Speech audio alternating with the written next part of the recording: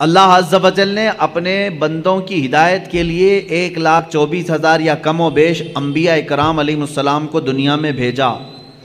یہ سب کا عقیدہ ہے، نبی آئے، رسول آئے، لیکن ان 1,24,000 کم و بیش انبیاء اکرام میں سب سے افضل و اعلیٰ رسول محمد صلی اللہ تعالیٰ علیہ وسلم۔ مجھے آج اسی بات پر گفتگو کرنی ہے کہ جن کے متعلق شعر کہنے والے نعت گو حضرات نے زندگی بھر مدح سرائی کی، قلم ٹوٹ گئے مگر تعریف کا حق ادا نہ ہو سکا۔ اخیر میں یہاں تک کہا لوگوں نے لا یمکن ثناء کما کان حقہ بعد از خدا بزرگ توئی قصہ مختصر۔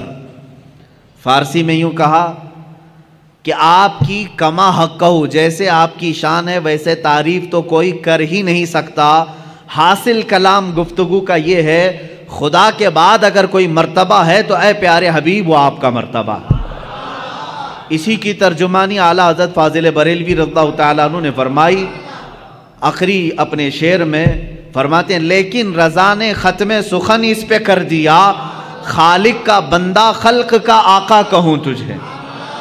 ایک مقام ہے خالق کا بندہ خلق کا آقا کہوں تجھے، ایک ہے رب تبارک و تعالیٰ کی ذات، اور اللہ کو چھوڑنے کے بعد پھر تمام مخلوق کی ذات۔ اللہ اور مخلوق کے درمیان اگر کوئی مرتبہ ہے تو وہ میرے آقا کا مرتبہ ہے۔ اتنا نہ بڑھاؤ کہ خدا تک پہنچ جائے، اور کبھی اتنا نہ گھٹاؤ کہ وہ عام بندہ بن جائے۔ اسی لیے اعلیٰ حضرت رضی اللہ تعالیٰ عنہ فرماتے ہیں ممکن میں یہ قدرت کہاں، واجب میں یہ عبدیت کہاں۔ یعنی اگر میں یہ سمجھ لوں کہ یہ قدرت کے برابر ہے حضور پاک کی ذات، یہ بھی جائز نہیں۔ میں حضور صلی اللہ تعالیٰ علیہ وسلم کو خدا نہیں کہہ سکتا، میرا عقیدہ نہیں ہے۔ ہم تثلیث کی طرح قائل نہیں ہیں، جیسے عیسیٰ علیہ السلام کو خدا کا بیٹا کہہ گئے۔ مسلمان اپنے رسول سے بے انتہا محبت کرتا ہے لیکن خدا کا درجہ نہیں دیتا۔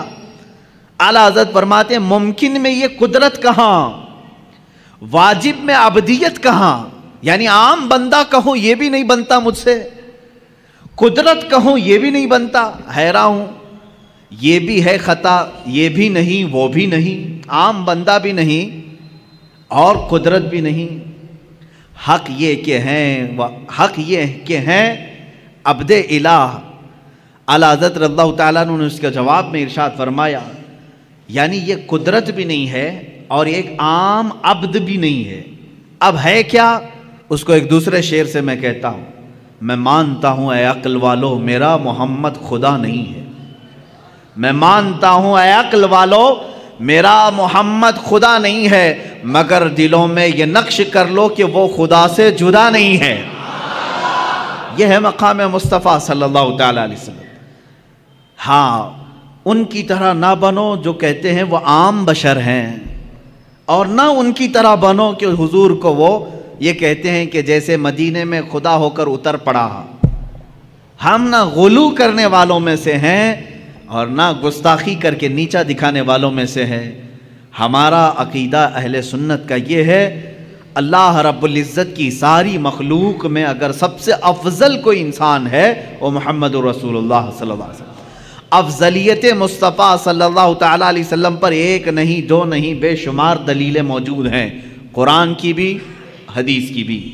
قرآن کہتا ہے تلک الرسل فضلنا بعضهم علی بعض، یہ وہ رسول ہیں جن میں سے ہم نے بعض کو بعض پر فضیلت دی ہے۔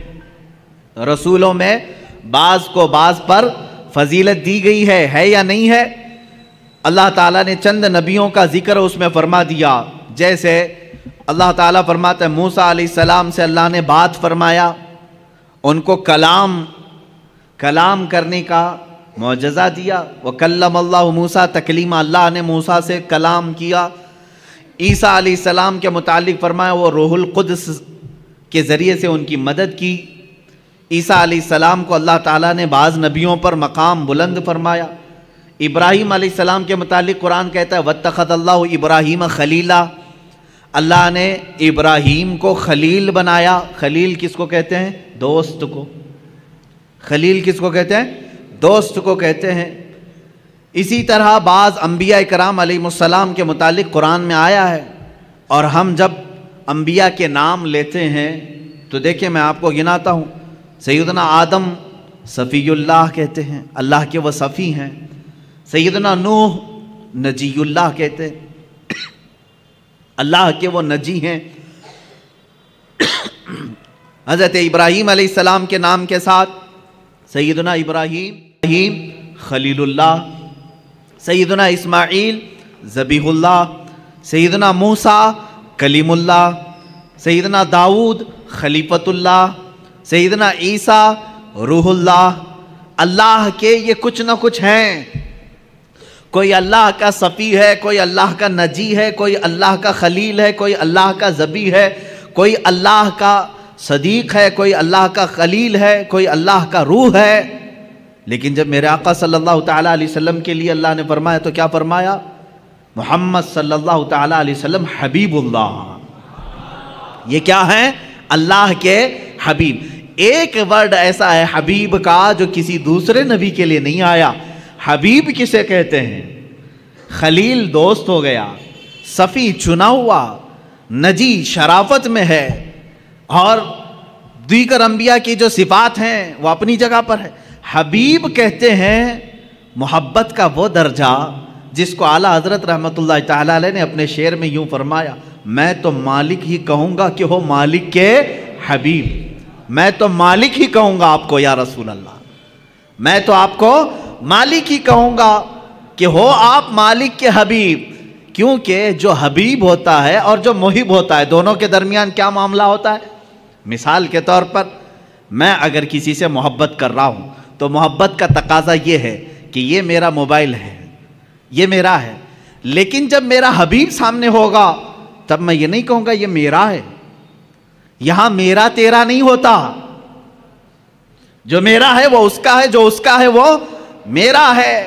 حبیب میں یہ نسبت ہوتی ہے، خلیل میں نہیں، صدیق میں نہیں، حبیب میں یہ نسبت ہوتی ہے، جو میرا ہے وہ میرے حبیب کا ہے، اور جو حبیب کا ہے وہ میرا ہے۔ اب اعلیٰ حضرت کا شعر پڑھو تو سمجھ میں بھی آئے اور مزہ بھی آئے۔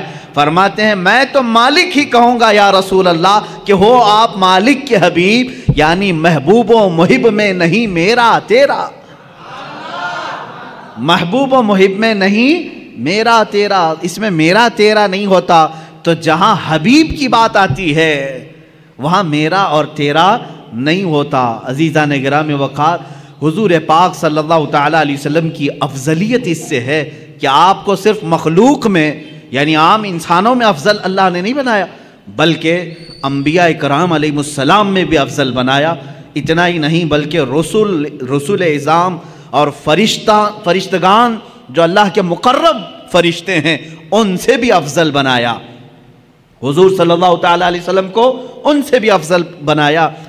یہ باقی رہے مخلوقات، جنات ہوں، حیوانات ہوں، یہ تمام چیزیں اپنی جگہ پر، لیکن اللہ کے جو مقرب فرشتے ہیں، جو حاملان عرش ہیں، اللہ کے عرش کو اٹھائے ہوئے ہیں، جو نبیوں تک پیغام لانے والے ہیں، جو پورے کائنات کے لیے آسمان سے بارشیں برسانے اور پانی پہنچانے کا نظام سنبھالتے، ان تمام ملائکہ سے اللہ تعالیٰ نے اپنے نبی کو مکرم بنایا، معظم پیدا فرمایا، افضل بنایا ہے۔ اس کی کئی دلیلیں اور کئی مثالیں میں آپ کو بتا دوں۔ حضور پاک صلی اللہ تعالیٰ علیہ وسلم کی افضلیت دیکھیں، اعلیٰ حضرت رحمۃ اللہ تعالیٰ علیہ کے اشعار یہاں پر ہمیں بار بار یاد آتے ہیں۔ وہ جہنم میں گیا جو ان سے مستغنی ہوا۔ مستغنی کہتے ہیں جو یہ کہے نہیں مجھے رسول کی کوئی ضرورت نہیں، مستغنی کہتے ہیں اس کو، کہتے ہیں جو یہ کہے بے نیاز ہوں میں۔ وہ جہنم میں گیا جو ان سے مستغنی ہوا، ہے خلیل اللہ کو حاجت رسول اللہ کی۔ انبیاء کرام علیہ السلام کو رسول اللہ کی حاجت رہی ہے۔ کیسے؟ اب شروع سے چلتا ہوں میں۔ سب سے پہلے انسان، سب سے پہلے نبی، سب سے پہلے رسول آدم علیہ الصلاۃ والتسلیم ہے۔ جب آدم علیہ الصلاۃ والتسلیم کی پیدائش ہوئی، ولادت ہوئی، تو جانتے ہیں آپ ولادت کے احوال اور قوائف پڑھیں تو تفاسیر میں یہ بات ملتی ہے کہ زمین سے مختلف علاقوں کی مٹی لائی گئی، فرشتوں نے لا کر کے گوندھا، جنت کے پانی سے اسے گوندھا گیا، اور اس کے بعد ایک شکل بنائی گئی۔ شکل بنانے کے بعد یہ تو جسم کی شکل ہوئی، اللہ رب العزت نے اب اس میں روح ڈالنی تھی۔ روح کیا چیز ہے؟ قرآن میں اللہ تعالیٰ نے فرمایا روح جو ہے یہ اللہ کا نور ہے، اللہ کا امر ہے۔ یسألونک عن الروح قل الروح من امر ربی، اللہ نے فرمایا کہ روح جو ہے اللہ کا حکم ہے یا اللہ کا نور ہے۔ نور جب یہ جسم میں ڈالنا ہوا، کس میں؟ آدم علیہ السلام کے جسم پاک میں، جس کو فرشتوں نے گوندھا تھا مٹی سے اور پانی سے، اور اس کو آگ سے تپا کر کے گرم کیا گیا تھا، 4 عناصر اس کے اندر رکھے گئے تھے۔ اب آدم علیہ السلام کے روح ڈالنی تھی جسم کے اندر، تو بزرگان دین نے لکھا ہے کہ روح کو ڈالا گیا، روح باہر آ گئی، کیونکہ روح نور ہے اور جسم مٹی سے بنا ہوا اندھیرا ہے۔ اندھیرا اور نور ایک جگہ جمع نہیں ہوتے، نور آیا تو اندھیرا نہیں ہوگا، اور اندھیرا ہے تو اس کا مطلب نور نہیں ہے۔ روح کا اور جسم کا ملاپ کیسے ہو؟ روح باہر آئی، پھر ڈالا گیا، وہ باہر آئی، روح کہنے لگی کہ مولا اس میں گھبراہٹ ہے، اندھیرا ہے، روح کو اس میں قرار پانا ہے۔ بزرگان دین ائمہ تفاسیر نے لکھا ہے کہ اللہ تعالیٰ نے روح کو اس کے اندر قرار رکھنے کے لیے آدم علیہ السلام کی پیشانی میں نور محمدی کو رکھا، مصطفیٰ کریم صلی اللہ تعالیٰ علیہ وسلم کے نور پاک کو رکھا، اور پھر روح کو ڈالا گیا۔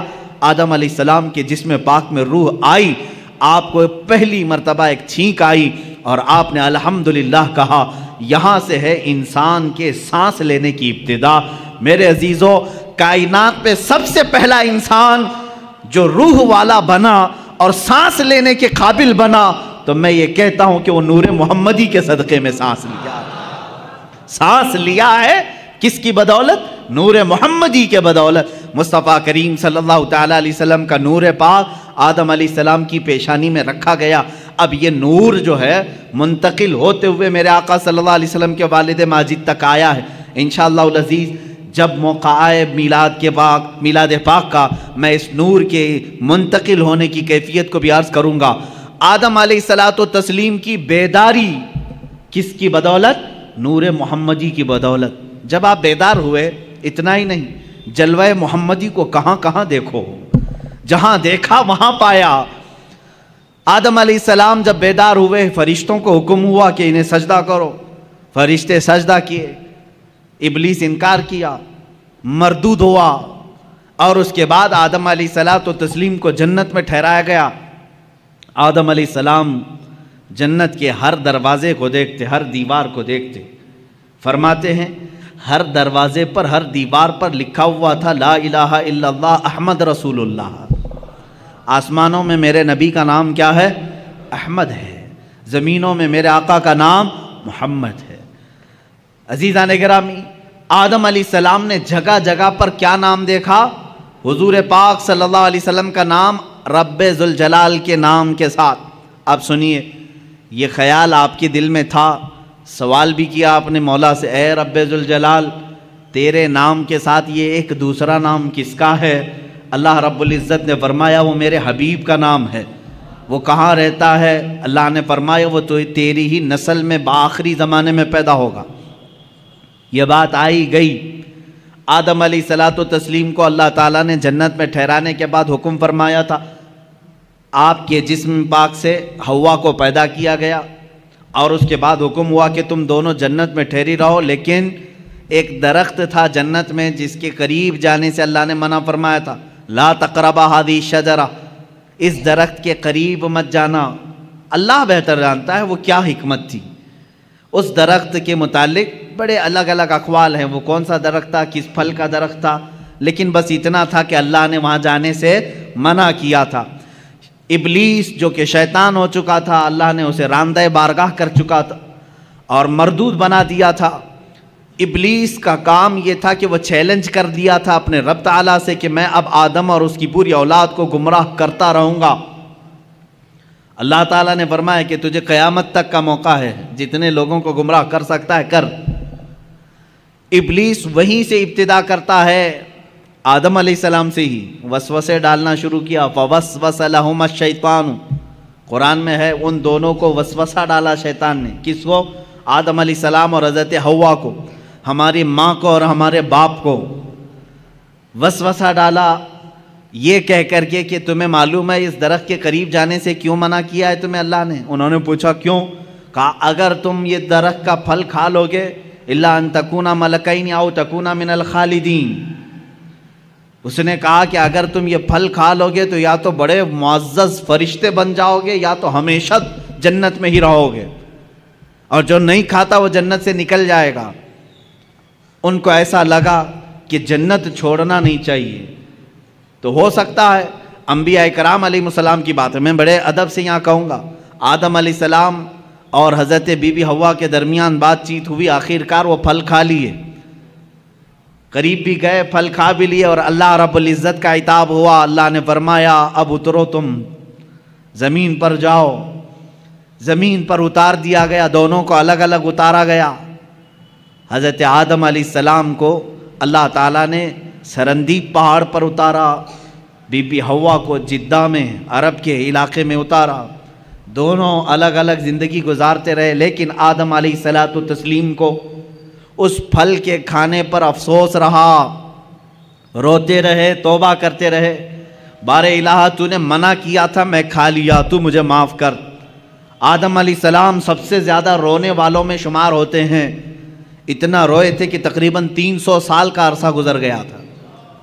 آدم علیہ السلام نے بے انتہا آہو بکا کی اللہ کی بارگاہ میں۔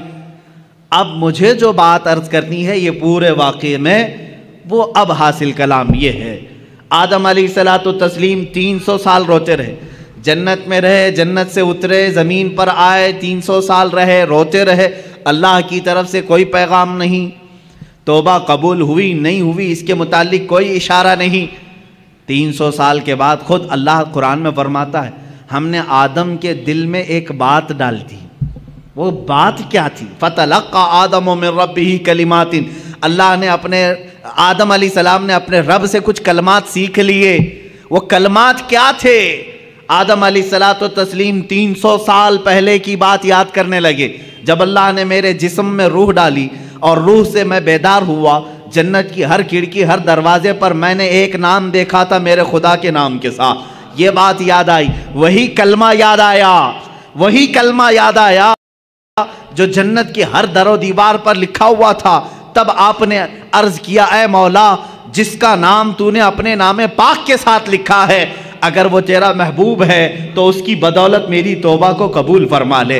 اللہ رب العزت نے فوراً جبرائیل امین کو بھیجا اور فرمایا فتاب علیہ، اللہ نے تمہاری توبہ قبول کر لی۔ اللہ توبہ کے قبول ہونے میں اتنی سرعت، اتنی جلدی، اتنی تیزی اگر کسی نام کی وجہ سے ہے تو وہ محمد عربی صلی اللہ علیہ وسلم کی۔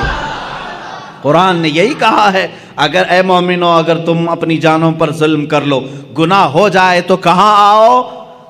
قرآن میں ہے مسجد میں آؤ نہیں، کعبے میں آؤ نہیں، اے مومنو تم میرے رسول کے پاس آؤ، جاؤکا، اے رسول یہ تمہارے پاس آ جائیں، اور اگر آپ ان کے لیے سفارش کر دیں تو اللہ ان کی توبہ قبول کرے گا۔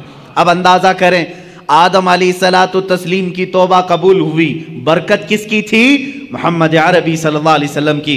مصطفیٰ کریم صلی اللہ تعالیٰ علیہ وسلم کا نام پاک آپ نے لیا اور دعا قبول ہوئی۔ اب سنیے ایک اور مزے کی بات، بعض روایات میں یہ بات ملتی ہے کہ آدم علیہ السلام خوش ہوئے، جبرائیل آئے جنت سے پیغام لے کر، اللہ تعالیٰ نے آپ کی توبہ قبول فرمائی۔ آدم علیہ السلام نے کہا وہ نام اتنی برکت والا، وہ نام اتنی عظمت والا، وہ نام اللہ رب العزت کی بارگاہ میں اتنے مقام و مرتبے والا، اے مولا اس نام پاک کی ذات اور اس کی ہستی کا ایک بار مجھے بھی تو دیدار کرا دے، ایک بار مجھے دیدار کرا دے۔ جو لوگ یہ کہیں کہ حضور پاک صلی اللہ علیہ وسلم کو 40 سال کے بعد نبوت ملی تھی، وہ یہ بات سنیں، ابھی دنیا وجود میں ہی نہیں آئی، کوئی بچے نہیں ہوئے آدم علیہ السلام کے، تب آدم علیہ السلام عرض کر رہے مولا اس شکل محمدی کو میں دیکھنا چاہتا ہوں جس کی بدولت میری دعا قبول ہوئی۔ اللہ تبارک و تعالیٰ نے آدم علیہ السلام سے فرمایا کہ تم اپنے دونوں انگوٹھوں کے ناخنوں میں دیکھو، یہ بیان کیا ہے کہ دونوں انگوٹھوں کے ناخنوں میں آپ نے دیکھا हुजूर पाक सल्लल्लाहु ताला अलैहि वसल्लम का नूर पाक उनके अंगूठों में रखा गया। आदम अलैहिस्सलाम ने बढ़ करके उसको चूमा और अपनी आंखों से लगा लिया। ये हमारा भी आज तरीका है। जाहिर सी बात है, असली औलाद वही है जो अपने बाप के तरीके पे चलती है। मोहम्मद सल्लल्लाहु ताला अलैहि वसल्लम, हम किसके तरीके पर चल रहे हैं? बाप के तरीके पर चल रहे हैं। जो बाप का ना हो उसे तकलीफ हो। हम आदम अलैहिस्सलाम की आल में हैं, औलाद में हैं, हम अपने बाप के तरीके पर चल रहे हैं। अजीज़ान गिरामी वक़ार, मुझे यहाँ पर अफजलियत मुस्तफ़ा अर्ज करनी है। मेरे आका सल्लल्लाहु ताला अलैहि वसल्लम की बात मैं कंपेयर और मुआजना करके नहीं दिखा सकता, क्योंकि हुजूर सल्लल्लाहु अलैहि वसल्लम ने फरमाया, इस तरह ना करो कि एक नबी को गिराओ दूसरे नबी को बढ़ाओ। सारे अंबिया इकराम अलैहिस्सलाम नबूवत और रिसालत में बराबर हैं, लेकिन कुछ खुसूसियतें अल्लाह ने उनको अता की हैं। इसका मतलब ये नहीं कि हम किसी भी दूसरे नबी की तौहीन करेंगे, हरगिज़ नहीं। हर नबी का अपना मकाम है, हर नबी का अपना एक मकाम और मर्तबा है, लेकिन मेरे मुस्तफ़ा सल्लल्लाहु अलैहि वसल्लम की शान पाक अलग है। आला हज़रत फ़ाज़िल बरेलवी रहमतुल्लाहि तआला अलैह ने फरमाया है, खुदा की रज़ा चाहते हैं दो आलम। सारी दुनिया किसकी रज़ा चाहती है? आप क्या कहते हो, क्या चाहते हो? अल्लाह हमसे राज़ी हो जाए। कौन नहीं कहता? अंबिया कह रहे हैं अल्लाह राज़ी हो जाए, औलिया कह रहे हैं अल्लाह राज़ी हो जाए, जिन्नात कह रहे हैं अल्लाह राज़ी हो जाए, फरिश्ते कह रहे हैं अल्लाह राज़ी हो जाए, हत्ता के नबातात हैवानात सारे ये कहते हैं अल्लाह राज़ी हो जाए। खुदा की रज़ा चाहते हैं दो आलम, खुदा चाहता है रज़ाए मोहम्मद। यह है मेरे आका का मकाम, खुदा चाहता है रज़ाए मोहम्मद। अब देखें हुजूर पाक सल्लल्लाहु ताला अलैहि वसल्लम की अफजलियत पाक। हज़रत बीबी राबिया बसरिया रज़ियल्लाहु ताला अन्हा से पूछा गया, कुरान में कोई ऐसी आयत जो पूरी उम्मत के लिए बहुत हौसले वाली हो, कौन सी है? बाज़ लोग ये कहते हैं, अल्लाह ने फरमाया ला तक़नतू मिन रहमतिल्लाह, तुम अल्लाह की रहमत से नाउमीद मत हो। फ़इन्नहु यग़फ़िरुद्दुनूब जमीआ, इन्नल्लाह यग़फ़िरुद्दुनूब जमीआ, अल्लाह बेशक सारे गुनाहों को माफ़ करेगा। आयत है कि नहीं हौसला दिलाने वाली? अल्लाह ने फरमाया, ऐ लोगो अल्लाह की रहमत से नाउमीद मायूस ना हो, अल्लाह सारे गुनाहों को माफ़ करेगा। बाज़ लोग यही कहते हैं ये आयत है हौसला दिलाने वाली, बहुत हौसला है, लेकिन हज़रत राबिया बसरिया फरमाती है नहीं, मैं समझती हूँ एक दूसरी आयत है। पूछा गया वो कौन सी है? कहा सूरह वद्दुहा में है। अल्लाह ताला ने फरमाया वलसौफ युअतीक रब्बुक फतरदा, ऐ रसूल अनकरीब आपको आपका रब इतना देगा कि आप राजी हो जाएंगे। कहा इसमें उम्मत की क्या भलाई है? सवाल क्या था? उम्मत के लिए, तमाम इंसानों के लिए हौसले वाली कोई आयत है, बख्शिश वाली कोई आयत है? तो वो बाज़ उलमा ने कहा ला तक़नतू मिन रहमतिल्लाह, ये आयत है रहमत की, अल्लाह की रहमत से मायूस ना हो, अल्लाह सब गुनाह माफ़ करेगा। इससे तो समझ में आ रहा है कि लोगों के गुनाह माफ़ होंगे, लेकिन राबिया बसरिया फरमा रही हैं नहीं, आयत ये है रसूल को अल्लाह फरमा रहा है, ऐ रसूल आपको अल्लाह इतना दे देगा कि अनकरीब आपको इतना देगा कि आप राज़ी हो जाएंगे। तो इसमें तो रसूल की रज़ा की बात है, यहाँ तमाम इंसानों का क्या भला है? हज़रत राबिया बसरिया फरमाती हैं इसलिए कि हमें मालूम है रसूल उस वक्त तक राज़ी नहीं होंगे जब तक सबकी बख्शिश ना हो जाए। जब तक सारे ईमान वालों की बख्शिश ना हो जाए तब तक रसूल राज़ी ना होंगे। ये सबसे बड़ी आयत रहमत है कि रसूल की रज़ा जब तक ना होगी अल्लाह देता रहेगा, देता रहेगा।